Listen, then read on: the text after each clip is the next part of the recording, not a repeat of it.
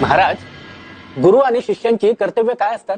गुरुचे कर्तव्य म्हणजे आपल्या शिष्याच्या आयुष्याला योग्य दिशा देणे, त्याला स्वार्थाकडून परमार्थाकडे नेणे, त्याला मोक्षाचा मार्ग दाखवणे. शिष्याचीही अनेक कर्तव्य असतात आपल्या गुरुप्रती. त्यात सर्वात प्रथम म्हणजे संपूर्ण शरणागती. एक योग्य आध्यात्मिक गुरु आपल्या शिष्यामध्ये एका ठराविक पातळीपर्यंत भावनिक गुंतवणूक करतो, कारण अवास्तव भावनिक गुंतवणूक त्याच्या कठोर भूमिकेच्या आड येते. एक खरा गुरु आपल्या शिष्याकडून कधीही कोणतीच अपेक्षा करत नाही. एक योग्य आध्यात्मिक गुरु इतर गुरुसमान व्यक्तींची निंदा कदापि करत नाही.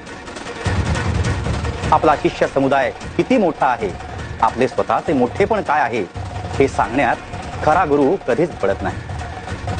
गुरु शिष्य परंपरा